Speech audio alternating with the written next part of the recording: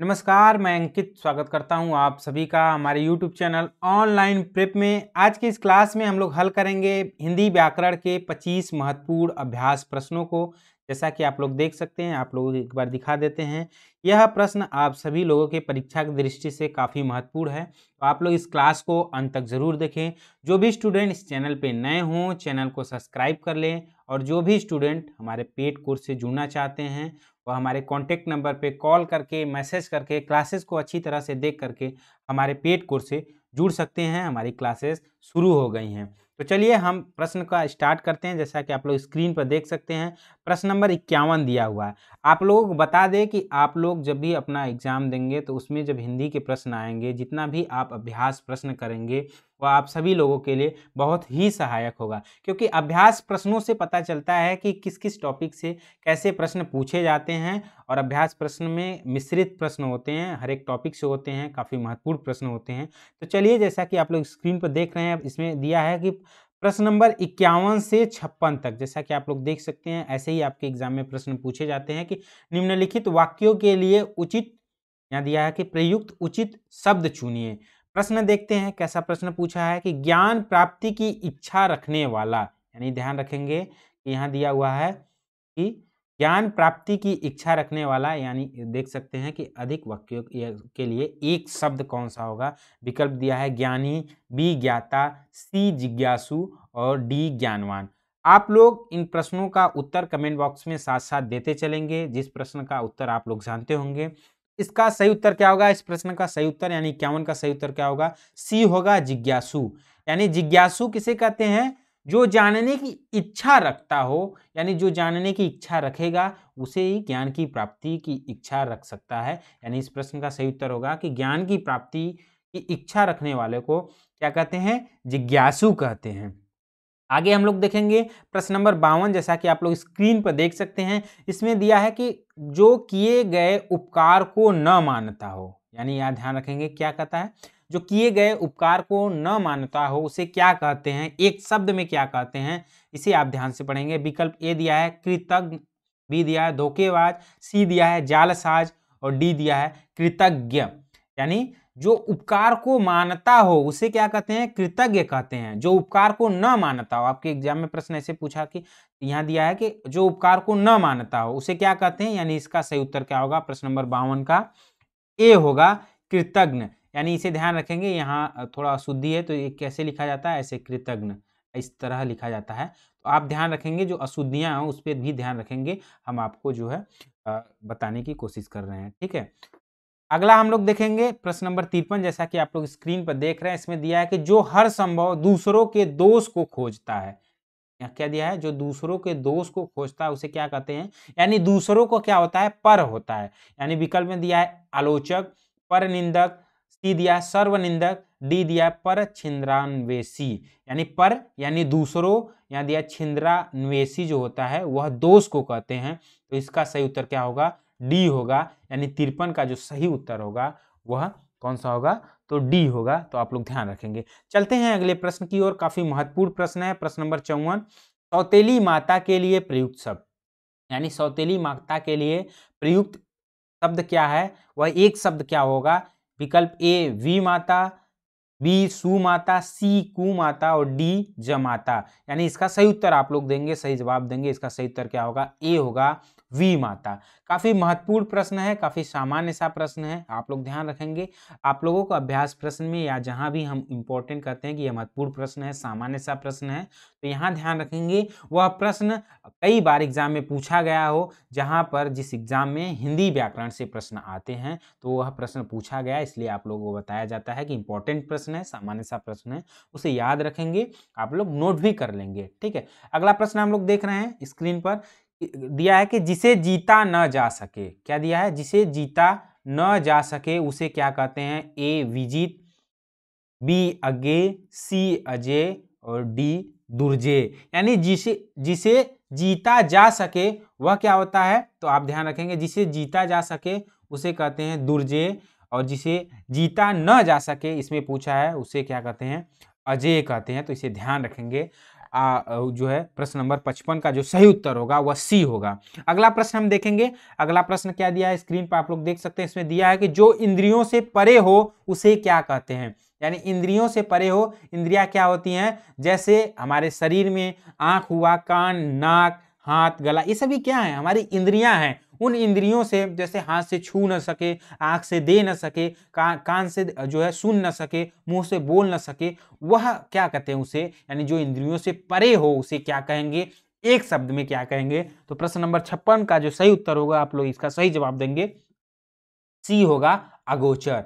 यानी आप ध्यान से देख सकते हैं। अगला प्रश्न, जैसा कि आप लोग निर्देश देख सकते हैं, इसमें दिया है प्रश्न 57 से लेकर 60 तक के जो प्रश्न हैं वह रिक्त स्थान की पूर्ति करना है। यानी सही विकल्प को चुनकर हम रिक्त स्थान की पूर्ति करेंगे। रिक्त यानी खाली स्थान को भरेंगे। आप ध्यान रखेंगे कि रिक्त स्थान की जो पूर्ति करने के लिए प्रश्न आता है उससे हमारा वर्तनी शुद्धि कह सकते हैं, वर्तनी शुद्धि भी होता है और वाक्य शुद्धि भी हमारा जो है सही होता है। तो इसे ध्यान रखेंगे, रिक्त स्थानों की पूर्ति का प्रश्न हम करेंगे तो इससे हमारा दो फायदा होगा कि रिक्त जो वर्तनी शुद्धि होता है वह सही होगा और वाक्य की शुद्धि भी हमारी सही होगी। तो प्रश्न नंबर 57 देखेंगे।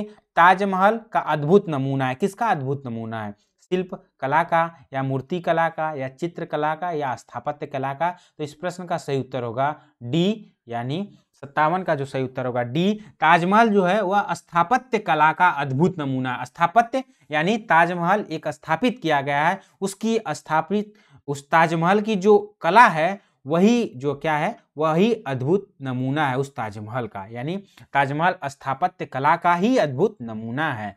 अगला प्रश्न हम लोग देखेंगे। अगला प्रश्न क्या दिया है, प्रश्न नंबर 58 में पूछा है, ईश्वर की कृपा से मुक भी हो सकता है क्या, वाधिर, पंगु, वाचाल या विग। वाधिर नहीं हो सकता ईश्वर की कृपा से, पंगु भी नहीं हो सकता है, यानी वाचाल होगा। यानी इस प्रश्न का सही उत्तर क्या होगा, सी। अब यहां समझेंगे मुक क्या होता है, ईश्वर की कृपा से मुक भी, मुक क्या, जो बोल नहीं सकते हैं, क्या बोल नहीं सकते हैं उसे क्या कहते हैं, मुक बाधिर कहते हैं या मुक कहते हैं।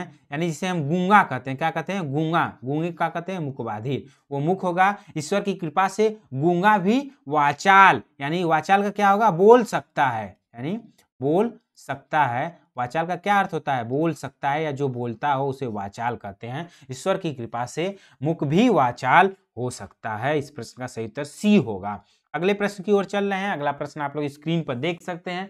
दिया है कि मंदिर में मिलता है, क्या मिलता है, मंदिर में जो पूजा हम करने जाते हैं, कोई पूजा करता है तो वहाँ क्या मिलता है, प्रसाद मिलता है। तो यहाँ देखेंगे, यहाँ विकल्प में प्रसाद दिया है, लेकिन कौन सा शुद्ध वर्तनी है, शुद्ध शब्द है, उसे हम सही करेंगे। यानी प्रसाद, प्रसाद नहीं होता है, गलत है। प्रसाद ये भी गलत है। यानी जो स होता है इसमें तालव्य स दिया है, तालव्य स नहीं होता है, प्रसाद भी नहीं होता है। यानी इस प्रश्न का सही उत्तर होगा डी, प्रसाद। यानी सड़क स वाला, या कह सकते हैं जो दंत स होता है वह प्रसाद में जो है वर्ण का प्रयोग किया जाता है, तभी प्रसाद शब्द बनता है। ठीक है, अगले प्रश्न की ओर चलेंगे। अगला प्रश्न आप लोग जो स्क्रीन पर देख रहे हैं, प्रश्न नंबर 60 में पूछा है, मनुष्य प्राणी है, मनुष्य कैसा प्राणी है, सामाजिक या ऐतिहासिक या प्रशासनिक या व्यवहारिक। तो मनुष्य एक सामाजिक प्राणी है। इस प्रश्न का सही उत्तर क्या होगा, ए होगा। यानी 60 का जो सही उत्तर होगा ए, क्योंकि मनुष्य जो होता है वह समाज में निवास करता है, वो परिवार में रहता है, परिवार ही उसका समाज है। यानी मनुष्य एक सामाजिक प्राणी है। तो इससे जो रिक्त स्थान की पूर्ति वाले प्रश्न से आपके वर्तनी शुद्धि और वाक्य शुद्धि भी हो जाते हैं, तो ध्यान रखेंगे। यानी आप लोग जो भी इस जो है क्लास को देख रहे हैं, जो भी स्टूडेंट क्लास को देख रहे हैं, क्लास को अंत तक करें, एक एक प्रश्नों को ध्यान से सुने, जो समझ में ना आए नोट कर ले, वीडियो को पॉज कर ले, कमेंट बॉक्स में जो है कमेंट भी करते रहें।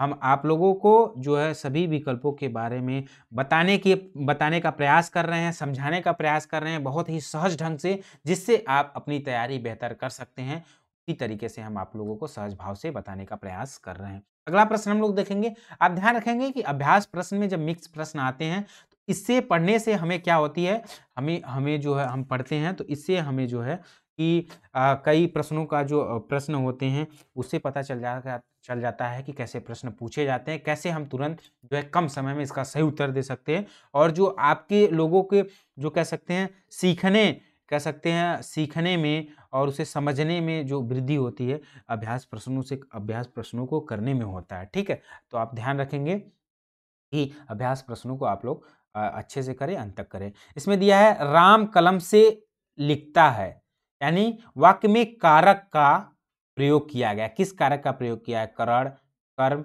या कर्ता या अपादान। तो आप लोगों को बता दें, कारक का जब हम पढ़ा रहे थे आप लोगों को उस क्लास में विस्तार से और पहचान के साथ बहुत सहज ढंग से कारक के बारे में बताया था कि कारक के कुल कितने प्रकार हैं, कारक की परिभाषा क्या है, कैसे किस कारक को किस पहचान के माध्यम से हम उसकी पहचान कर सकते हैं कि कौन सा कारक है, उस कारक चिन्हों के माध्यम से हमने क्लास में अच्छे से पढ़ा था। तो आप लोग यदि क्लास को नहीं किए हैं तो कारक के क्लास को कर लें। जो भी स्टूडेंट इस क्लास को कर लिए होंगे, कारक को समझ लिए होंगे, वो इसका सही जवाब दे दिए होंगे। यानी 61 का जो सही जवाब होगा वह कौन सा होगा? ये होगा करण कारक। यानी ध्यान रखेंगे कि इसमें राम कलम से लिखता है, यानी इसमें से कारक चिन्ह का प्रयोग हुआ है। तो से कारक चिन्ह किसके लिए प्रयोग होता है? करण के लिए प्रयोग होता है। लेकिन ध्यान रखेंगे से कारक चिन्ह जो है अपादान के लिए भी प्रयोग होता है। किसके लिए? अपादान के लिए भी प्रयोग होता है। लेकिन जब से अपादान के लिए प्रयोग होता है तो वहां अलग होने का भाव यानी अलगाव का बोध होता है। जैसे एक उदाहरण आप लोगों को बता रहे हैं,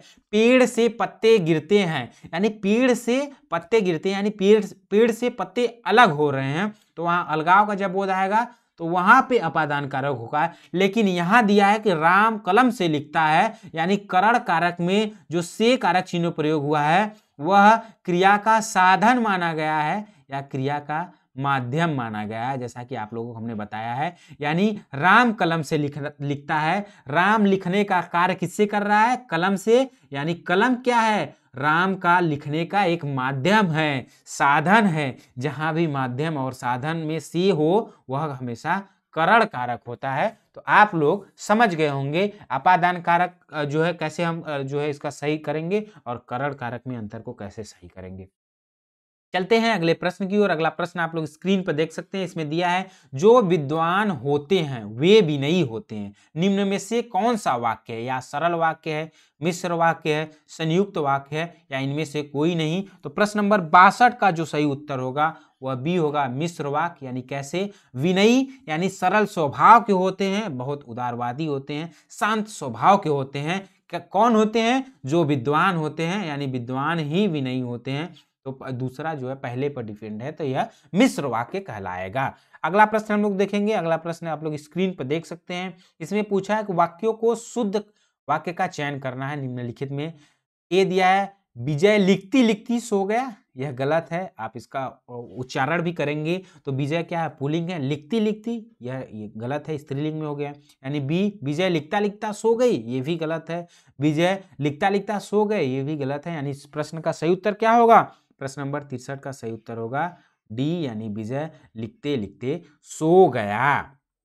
अगला प्रश्न हम लोग देखेंगे, आप लोग स्क्रीन पर देख रहे हैं। प्रश्न नंबर 64 में क्या दिया है? निम्नलिखित वाक्यों में शुद्ध वाक्य का चयन करना है, जैसा कि आप लोगों को हमने अभी जो है पढ़े। इसमें दिया है बस नदी पर गिर पड़ा, नदी पर, ये गलत है। यानी नदी पर कुछ होता नहीं है, ऐसा वाक्य ही नहीं होता है, या शुद्ध वाक्य है।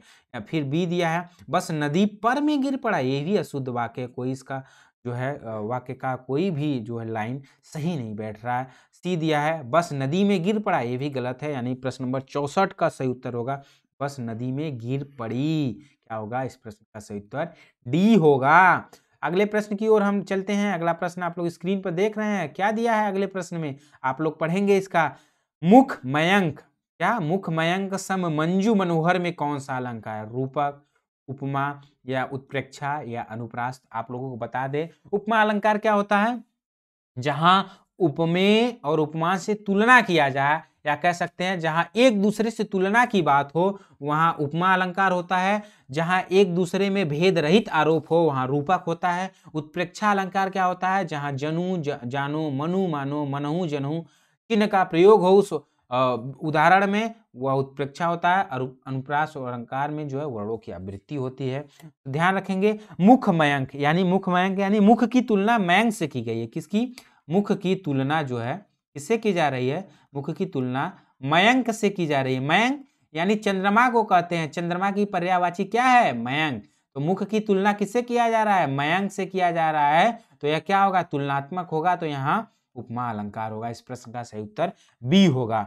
चलते हैं अगले प्रश्न की ओर। अगला प्रश्न आप लोग स्क्रीन पर देख सकते हैं, इसमें दिया है जहां कोई शब्द एक बार प्रयुक्त हो किंतु प्रसंग भेद से उसके एक से अधिक अर्थ हो, वह अलंकार क्या कहलाता है? इस प्रश्न का सही उत्तर होगा श्लेष अलंकार। यानी श्लेष अलंकार की परिभाषा कहता है कि चिपका हुआ अर्थ हो, यानी उस शब्द में चिपका हुआ अर्थ हो, वह श्लेष अलंकार कहलाता है। आगे प्रश्नों में हम श्लेष अलंकार के उदाहरण को देखेंगे, फिर समझ जाएंगे। अभी हमने परिभाषा को समझ गया, ठीक है। आगे चलते हैं, अगला प्रश्न देखते हैं। स्क्रीन पर आप लोग देख रहे हैं 67 दिया है, अंबर पनघट में डुबो रही तारा घट उषा नागरी में कौन सा अलंकार है? रूपक है, उपमा है, रूपक और उपमा, या रूपक और मानवीकरण है? तो प्रश्न नंबर 67 का सही उत्तर क्या होगा? ए होगा रूपक अलंकार। यानी अंबर जो है, अंबर पनघट में डुबो रही, आप ध्यान रखेंगे, पनघट यानी पानी में क्या डुबा रही है? तारा घट, यानी घाट में तारा, उषा, उषा की चांदनी को, और जो है तारा को जो है क्या कर रहा है? अंबर, अंबर यानी आकाश जो है उस पानी में डुबा रहा है। यानी यहाँ देखेंगे इस पंक्ति में जो है आकाश यानी अंबर के ऊपर भेद रहित आरोप किया जा रहा है। तो प्रश्न नंबर 67 का सही उत्तर ए होगा। चलते हैं अगले प्रश्न की ओर। अगला प्रश्न आप लोग स्क्रीन पर देख सकते हैं। अगले प्रश्न में क्या दिया हुआ है, आप यहाँ ध्यान रखेंगे। अगला प्रश्न दिया है, या अनुरागी चित्त की गति समुझे नहीं कोय, ज्यों ज्यों बूढ़े श्याम रंग त्यों त्यों उज्ज्वल होए। इन पंक्ति में कौन सा अलंकार है? अनुप्रास है, यमक है, श्लेष है, या वक्रोक्ति है? तो प्रश्न नंबर 68 में आप ध्यान रखेंगे सभी विकल्प जो है गलत है। कभी कभी आपके एग्जाम में भी विकल्प गलत होते हैं, उस प्रश्न का जो अंक होता है सभी को समान भाव से दे दिया जाता है। तो आप लोग इतना गंभीर नहीं होंगे, परेशान नहीं होंगे। प्रश्न नंबर 68 का सही उत्तर क्या होगा? तो विरोधाभास होगा। आप लोगों को बता दें, विरोधाभास होगा। विरोधाभास यानी यहाँ ध्यान रखेंगे, यहाँ कृष्ण की भक्ति और कृष्ण की प्रेम की बात कर रहे हैं। कौन? उनके जो भक्त हैं, गोपियां हैं, उनके श्यामले रंग की इसमें जो बात कर रहे हैं, विरोधाभास कर रहे हैं। उससे वह प्रसन्न होकर उनकी प्रेम में जो है लीन होते हैं, उनकी भक्ति में लीन होते हैं, तो वहाँ विरोधाभास होता है, ठीक है। तो इस प्रश्न का सही उत्तर विरोधाभास होगा। अगला प्रश्न हम लोग देखेंगे, आप लोग स्क्रीन पर देख रहे होंगे। अगला प्रश्न क्या है? अगला प्रश्न दिया है 69 में, कनक कनकते सौगुनी मादकता अधिकार, उई खाए बौराय नर इह पाए बौराय। तो इसमें जो विकल्प दिया है वह सभी विकल्प गलत है। इसका जो सही उत्तर होगा यमक होगा। क्या होगा? यमक अलंकार होगा। आप ध्यान रखेंगे, यमक अलंकार। आप लोगों को हमने जो है इसके पहले भी अभ्यास प्रश्न कराए थे, तो उसमें भी यह उदाहरण आया था। तो उसका सही उत्तर क्या है? यमक अलंकार। यानी काफ़ी इंपॉर्टेंट प्रश्न है, आप ध्यान रखेंगे, एग्जाम में बहुत बार पूछा भी गया है, सामान्य सा प्रश्न है। कनक कनकते सौगुनी यानी यमक अलंकार का परिभाषा है कि जिस भी वाक्य में, जिस भी उदाहरण में एक शब्द दो बार आए लेकिन दोनों के अर्थ अलग अलग हो, वह यमक अलंकार कहलाता है। एक कनक का अर्थ क्या है? धतूरा। ध्यान रखेंगे, एक कनक का अर्थ धतूरा है और दूसरे कनक का अर्थ क्या है? सोना है। यानी एक को मनुष्य या मानव खा लेने से जो है वह पागल हो जाता है, एक को पा लेने से पागल हो जाता है। तो यहाँ ध्यान रखेंगे, इसका सही उत्तर होगा यमक अलंकार। चलते हैं अगले प्रश्न की ओर। अगला प्रश्न आप लोग स्क्रीन पर देख रहे हैं, रहीमन पानी राखिए बिन पानी सब सून, पानी गए न उबरय मोती मानुष चून। जैसा कि अभी हमने आपको बताया, यहाँ पर प्रश्न नंबर 66 को आप लोग देखा, श्लेष अलंकार की परिभाषा कहा, जहाँ कोई शब्द एक बार प्रयुक्त हो किंतु उनके प्रसंग या कह सकते उसके अर्थ एक से अधिक अर्थ हो, वह श्लेष अलंकार होता है। यहाँ उसका उदाहरण दिया हुआ है। यानी इस प्रश्न का सही उत्तर क्या होगा? प्रश्न नंबर 70 का जो सही उत्तर होगा ये होगा। यानी पानी ऐसा शब्द प्रयोग हुआ है जिसका अर्थ एक से अधिक होता है। यानी यहाँ बिन पानी सब सून, पानी गए न उबरे, बार बार पानी शब्द का प्रयोग हुआ है, लेकिन पानी शब्द का जो अर्थ है, यानी वह अर्थ क्या है? श्लेष अलंकार कहता है उसका अर्थ चिपका हुआ होता है। यानी पानी शब्द में उसका अर्थ चिपका हुआ है। पानी शब्द एक के परिप्रेक्ष्य में मोती होगा। यानी ध्यान रखेंगे, रहीमन पानी राखिए, उनके लिए मोती होगा, कि एक के लिए मानस होगा, और जो है एक के लिए है चूना का जो है अर्थ होगा किसके परिप्रेक्ष्य में, तो पानी शब्द का, तो ये ध्यान रखेंगे। अगला प्रश्न हम लोग देखेंगे, आप लोग स्क्रीन पर देख सकते हैं, काफी महत्वपूर्ण प्रश्न है। श्रृंगार रस का अस्थाई भाव क्या होगा? भय, शोक, हास या रति? तो प्रश्न नंबर 71 का जो सही उत्तर होगा आप लोग दे दिए होंगे, इसका सही जवाब रति होगा। इसे प्रेम भी होता है, तो आप लोग ध्यान रखेंगे, दोनों याद रखेंगे, प्रेम भी होता है, रति भी होता है। आपके एग्जाम में विकल्प में जो दिया हो वह उसे सही करेंगे। यानी काफी महत्वपूर्ण प्रश्न है। श्रृंगार रस यानी रस और रस के अस्थाई भाव पूछे जाते हैं, तो जो भी 8 रस हैं उसके सभी के अस्थाई भाव आप याद रखेंगे, अच्छे से याद रखेंगे, क्योंकि एग्जाम में आपके यदि एक प्रश्न आया तो उसको आपके जो भी अंक होगा वह जो है सही अंक मिलेगा और पूरा अंक मिलेगा। इसलिए आप जो है उसे जो है थोड़ा से है उसे पढ़ लेंगे तो अच्छा नंबर ला सकते हैं। हम यहाँ देख लेते हैं, उसके बाद श्रृंगार के बाद और कितने रस हैं उसके अस्थाई भाव के बारे में देख लेते हैं। तो यहाँ आपका रस लिखा हुआ है, आप ध्यान रखेंगे, यहाँ आपका अस्थाई भाव लिख देते हैं। तो उसके रस के अस्थाई भाव कौन कौन से है उसे आप लोग नोट कर लेंगे, याद कर लेंगे। जैसे हास्य है, हास्य यानी हंसना जो है रस है, इसका अस्थाई भाव क्या होगा? हास होगा। अगला जो है आपका रौद्र, क्या है? तो ये ध्यान रखेंगे, रौद्र, रौद्र के क्या होता है? रौद्र का अस्थाई भाव क्रोध है। उसके बाद करुण का अस्थाई भाव क्या है, इसे आप लोग याद रखेंगे, करुण रस है। करुण रस का जो अस्थाई भाव होता है वह शोक होता है। उसके बाद वीर, वीर रस का स्थायी भाव क्या है? उत्साह है। इसे आप लोग बोलते चलेंगे, उच्चारण करते ही याद करेंगे, तभी आपको चीजें याद होंगी और आपके कह सकते हैं याद करने में वृद्धि होगी, ज्ञान में वृद्धि होगी। चीजों को पढ़िए फिर उसे लिखिए तभी। अद्भुत का क्या होगा? अद्भुत रस है, अद्भुत, अद्भुत रस है। अद्भुत रस का जो अस्थाई भाव होगा आश्चर्य होगा, क्या होगा? अद्भुत रस का आश्चर्य होगा। अगला रस क्या है? अगला रस विभत्स है, विभत्स, विभत्स का अस्थाई भाव क्या होता है? घृणा। आप लोग ध्यान रखेंगे, दो होता है, घृणा या जुगुप्सा कहते हैं, क्या कहते हैं? जुगुप्सा। तो दोनों याद रखेंगे, एग्जाम में कुछ भी दे सकता है, घृणा या जुगुप्सा, तो आप लोग दोनों याद रखेंगे। विभत्स रस का अस्थाई भाव जुगुप्सा और घृणा है। भयानक, भयानक रस है, भयानक का अस्थाई भाव क्या है? भयानक रस का अस्थाई भाव भय है। अगला देखेंगे शांत रस, शांत रस का अस्थाई भाव क्या है? तो यहाँ देखेंगे शांत रस का अस्थाई भाव निर्वेद है, क्या है? निर्वेद। अगला हम लोग देखेंगे वात्सल्य, वात्सल्य का अस्थाई भाव क्या है? तो वत्सल्य, क्या है? वत्सल्य। अगला देखेंगे, जैसा कि आप लोग देख सकते हैं, भक्ति, भक्ति का अस्थाई भाव क्या है? तो भक्त है, इसे आप लोग ध्यान रखेंगे। जैसा कि अभी हमने देखा, यह आपका क्या है? यह रस है, इधर भी रस है और इधर आपका यह अस्थाई भाव है, ठीक है? तो इससे आप लोग ध्यान रखेंगे, यानी इससे हम लोग चीज़ों को देखेंगे और समझेंगे। आप लोगों को बता दें कि आपके एग्जाम में यह काफ़ी महत्वपूर्ण होता है, तो आप लोग उसे ध्यान से पढ़ेंगे और नोट कर लेंगे। भरत मुनि के अनुसार जो रसों की संख्या कुल मानी गई 8 माने हैं। भरत मुनि ने कौन कौन से रसों को नहीं माने हैं, तो आप ध्यान रखेंगे, भरत मुनि ये रस है जो शांत, वात्सल्य और भक्ति रस को अपने नाट्य शास्त्र में नहीं माने हैं, तो उन्होंने 8 माना है। लेकिन आपके एग्जाम में पूछा जाए भरत मुनि के अनुसार कितने रस हैं, तो कुल रस 8 आप मानेंगे, लेकिन कुल रस माना जाएगा तो 11 रस है, ठीक है? अगला प्रश्न हम लोग देखेंगे, स्क्रीन पर आप लोग देख सकते हैं, दिया है विभत्स रस का अस्थाई भाव क्या है? तो इसका सही जवाब आप लोग दे दिए होंगे, ये होगा जुगुप्सा या घृणा। अगला प्रश्न आप लोग स्क्रीन पर देखेंगे, इसमें पूछा है भरत मुनि ने कितने रसों की चर्चा अपने नाट्य शास्त्र में किया है? तो नाट्य शास्त्र के रचनाकार कौन हैं? तो भरत मुनि हैं, एक प्रश्न आपका ये हो जाएगा। उन्होंने कितना माना है? जैसा कि आप लोगों को कभी हमने बताया, इस प्रश्न का सही उत्तर होगा सी, उन्होंने 8 माना है। अगला प्रश्न यहाँ दिया है, आप लोग देख सकते हैं, अगला प्रश्न में क्या दिया है? अगला प्रश्न में दिया है शोभित कर नवनीत के लिए में कौन सा अलंकार है? यानी शोभित यानी उसके लिए कह रहा है, सुशोभित, नवनीत यानी बच्चे के लिए कह रहा है, तो यह इस प्रश्न का सही उत्तर होगा विकल्प बी, वात्सल्य।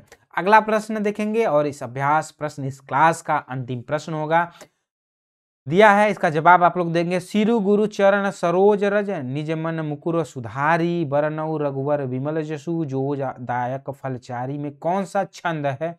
तो ध्यान रखेंगे, इसमें पूछा है दोहा, चौपाई या सवैया या सोठा। हनुमान चालीसा आप लोगों ने पढ़ते होंगे, पढ़े भी हुए हैं, तो आप लोग इसका सही जवाब दे दिए होंगे। क्या है? प्रश्न नंबर 75 का सही उत्तर जो होगा ये होगा दोहा, ठीक है? तो आज की क्लास में इतना ही रखते हैं। हम उम्मीद करते हैं कि आप सभी लोगों को आज के इस क्लास में जो हमने हिंदी व्याकरण के 25 अभ्यास महत्वपूर्ण प्रश्नों को कराया, उन सभी का जो आप लोगों को समझ में आया होगा, जो तथ्य हमने बताया वो भी समझ में आया होगा। तो आप लोग इस क्लास को ध्यान से पढ़ें, साथ साथ नोट भी करते जाए। जो हमारे पेड स्टूडेंट हैं उन्हें इसका PDF टेलीग्राम ग्रुप पे मिल जाएगा। तो ठीक है, फिर मिलते हैं अगले क्लास में अगले नए टॉपिक को लेकर। तब तक के लिए नमस्कार।